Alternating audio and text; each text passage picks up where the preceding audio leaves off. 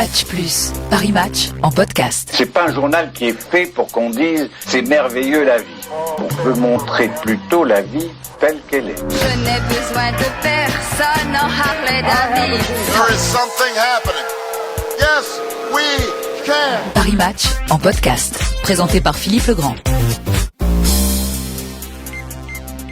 Bonjour et bienvenue dans Match Plus, cette semaine au cœur de la rédaction de Paris Match, à l'occasion de la parution d'un nouveau numéro de Paris Match, un numéro exceptionnel avec en couverture Liliane Bettencourt, une rencontre inédite organisée par un journaliste de Paris Match, grand reporter Arnaud Bizot qui est avec nous au bout du fil. Arnaud, bonjour, vous êtes en reportage et pour nous, aujourd'hui, vous avez tenu à nous raconter justement cette rencontre qui s'est déroulée à Neuilly, dans l'hôtel particulier de Liliane Bettencourt.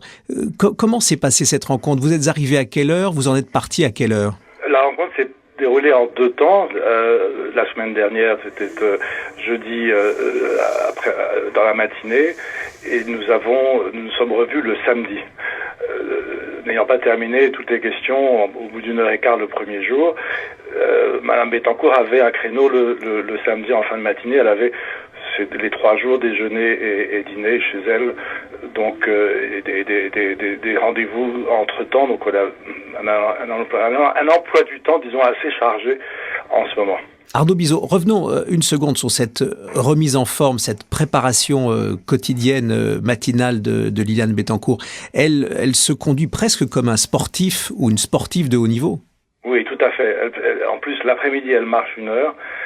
Donc elle a à nouveau dans l'après-midi un exercice sportif.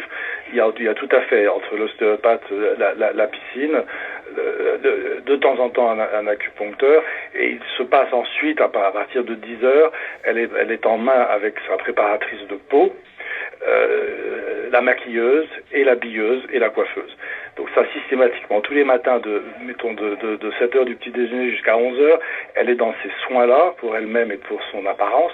Et finalement, quand on voit pour la première fois Liliane Bettencourt, on serre la main à Madame L'Oréal. Elle est impeccable. Et avec elle, tout se passe à la première poignée de main. Elle sent tellement les choses, elle en sait beaucoup trop sur vous-même au bout de quelques secondes.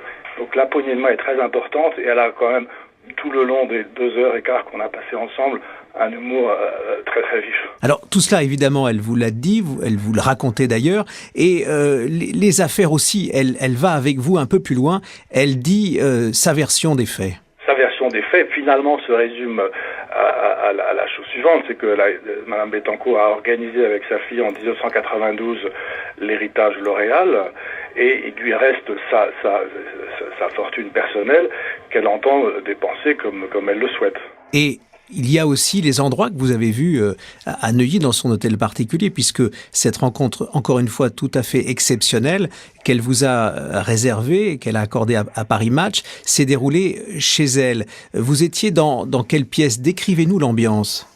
Alors, l'ambiance, il y a une douzaine de personnes qui sont autour d'elle, du majordome au jardinier, en passant par le chef de la sécurité, son préparateur physique qui est beaucoup avec elle, et avec lequel d'ailleurs elle a un vrai lien. Et l'entretien, les 2 fois, s'est déroulé dans ce qu'on appelle à la maison le salon rond, qui est rond, dans lequel se trouvent des objets d'art, un Picasso, un Chérico, le piano de Ruhlmann, et ce salon où on lui dresse une table. Elle prend rarement les repas dans la grande salle à manger de l'époque, mais en général les repas sont en petit comité entre 3 et 6 personnes, se déroulent dans ce même salon où la table est dressée vers 1 heure et quart dans la journée. Est-ce que vous avez vu des liens avec l'extérieur ? Est-ce que c'est une femme qui est branchée téléphone portable, ordinateur ? Alors, elle a un staff qui s'occupe de tout ça. Je pense qu'elle a une organisation, j'allais dire de chef d'État, c'est peut-être un peu poussé, mais en tout cas d'un vrai personnage. Donc tous ces détails entre guillemets sont gérés par son entourage, mais elle a entre les comités stratégiques de L'Oréal, entre sa fondation, entre une ou deux expositions, des déjeuners avec d'anciens ministres, avec des hommes d'affaires, avec des collaborateurs de L'Oréal, avec des amis qui réserve plutôt sa table le soir, qu'elle peut être un peu fatiguée le soir, mais quand elle est en forme, elle reçoit des amis, il y a les enfants de François Dalle qui lui ont fait signe, les enfants Pompidou, et puis des tas de gens qui, finalement, depuis cette affaire, la fréquentent, la voient et la soutiennent.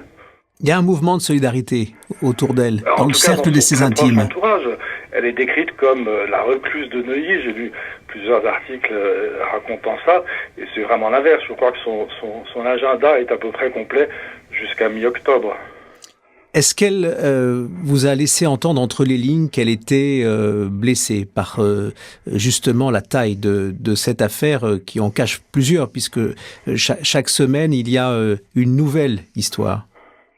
Je crois que blessée n'est pas vraiment le mot. Elle est sans doute meurtrie par l'action judiciaire qu'a entamée sa fille, à la fois pour la mettre sous tutelle et à la fois contre François-Marie Bagné. Et donc la blessure se résume à ça. Pour tout le reste, j'ai vraiment le sentiment qu'elle n'est pas très atteinte. Elle fait du yoga.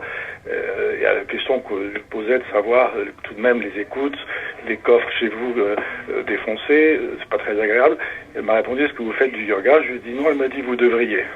C'est son secret, en tout cas l'un de ses secrets, qui lui permet de prendre du recul.